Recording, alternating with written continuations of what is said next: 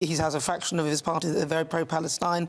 He's got so many different elements. Sorry, what's anti-British about opposing our arms being used in war crimes against another people? No, we're talking about factions within a party. No, I know, but what's not? But you're presenting that as if that's going to be difficult for being patriotic. What's unpatriotic about not wanting British bombs and British bullets to be used to kill other people? I suppose, well, that's not really it, is it? I suppose it's not supporting the government who is supporting British interests. And that's... I don't think the government are supporting British interests. Far from it. A lot of people will disagree with you on that. I think most people in the country, if you polled them, does not think the government supporting British interests. Patriotism is not supporting the government. Ultimately, though, if that is what where the government and the direction of the majority of the country feel that is the way we should be going, then there are factions within this party that do not feel that way. That doesn't make any sense. Patriotism is... No, it doesn't. Just because you don't understand it. Just because you don't understand it. Patriotism is not doing what the government wants. That's not what patriotism is. The government is doing what the British public want. The British public do not want arms sales to Israel. The English people don't want arms sales to Israel. Again, that's if you look at the polls. Well, if you look at the polling. Where have you seen that? Where have you seen that the British people are not supporting the war in Israel? Well, look at the most recent polls from YouGov, for example. We can pull them up in the advert break. All right, well, why don't you find them before you make those statements? Because you don't actually have those figures. I do have those. I mean, I do have those figures. That's accurate. The most recent poll shows that the majority of people, I think off the top of my head, it was 54%, and then we'll check it in a moment. British public support Britain standing up for British interests. Exactly. Overwhelmingly, and they support actions against terrorists and against states hostile to us.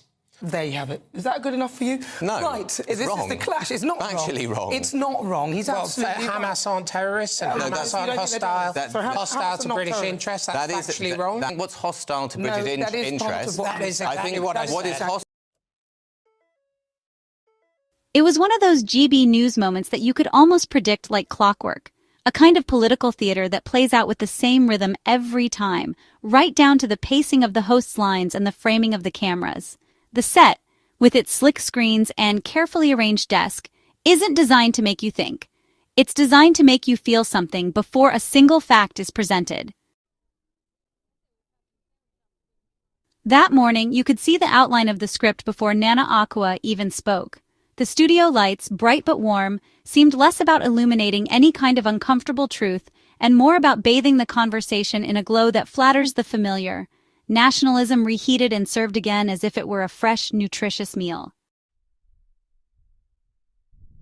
Nana, as always, sat with the calm self-assurance of someone who believes the Union Jack, or in this case the St. George's flag, is a trump card in any moral or political discussion. In her world, wrapping an argument in red and white makes it immune to scrutiny. If you criticize the policies she's defending, you're not engaging in a reasoned debate. You're, in her mind, attacking the nation itself. But James Schneider walked into that studio with no intention of playing along with that well-worn game. From the first words out of his mouth, he signaled that he was going to speak in a language that GB News doesn't often host plain truth. And when he said with deliberate clarity, patriotism isn't supporting the government, patriotism isn't arming Israel to commit war crimes, he did more than just throw down a challenge. He punctured the entire bubble of selective outrage that the conversation was being inflated inside. The backdrop to this exchange was Keir Starmer's latest soundbite, a chest-puffing proclamation that he was proud to be English and that the St. George's flag mustn't be surrendered to the far right. On the surface, it sounded like an attempt to reclaim national symbols from extremism, but underneath it was textbook political positioning. Hollow enough to be filled with whatever meaning the listener wanted, vague enough to avoid any real commitments, and safe enough to win easy applause. GB News, of course, latched onto it instantly, treating it as though Starmer had delivered some profound moral principle rather than a carefully crafted bit of voter-friendly theater. Nana Akua, ready as ever, took up the role of defender-in-chief, presenting the idea that national pride and moral leadership were one and the same. In her telling, Britain's worth could and should be measured by how fervently it rallies around its symbols, and questioning that fervor is an act of weakness or betrayal. But Schneider's response sliced right through this performance. His version of patriotism was not about empty gestures.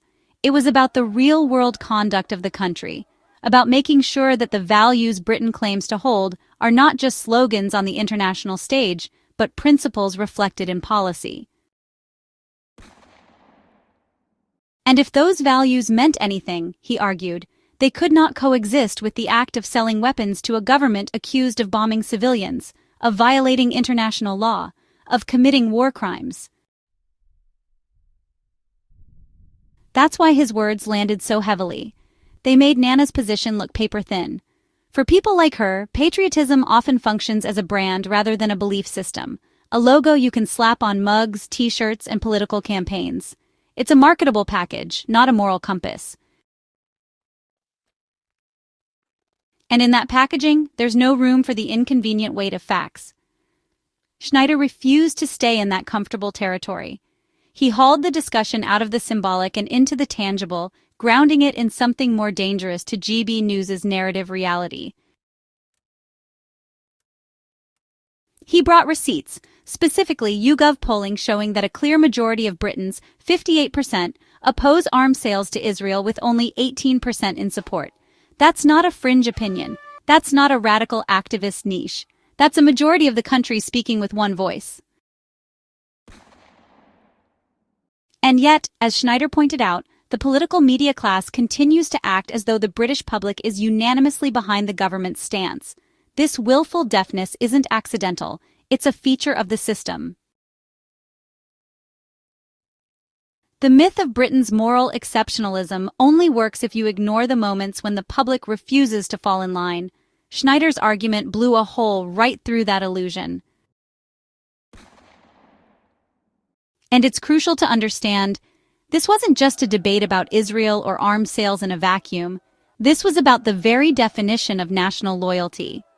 When Schneider said that patriotism isn't about supporting the government, he was making a fundamental challenge to a dangerous habit in British politics, the conflation of loyalty to the nation with loyalty to whoever happens to be in office. That logic is a blank check for abuse of power. If you can frame every critic as anti-British, you can get away with anything. Detention without trial, unjust wars, mass surveillance, even complicity in international crimes. It's the oldest trick in the book for any government seeking to silence dissent. Wrap yourself in the flag, then declare that attacking you is attacking the flag itself. Nana Akua's style of commentary is perfectly suited to this dynamic. She doesn't just blur the line between national symbols and national policies, she actively welds them together so that to question one is to question the other. Schneider simply refused to give her that shield. He tore away the emotional insulation and, forced the conversation to be about substance, not spectacle. Her discomfort was visible. GB News thrives when its guests are dragged onto its turf, forced into debating on terms that are inherently loaded, where the questions are framed to make the status quo look noble and any deviation from it look dangerous.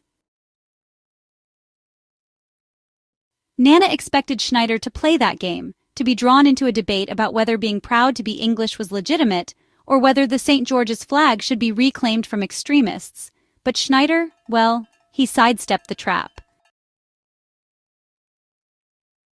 He anchored himself in hard facts, the democratic will of the majority, the legal implications of arms sales under international law, and the human cost of those weapons once they leave British soil.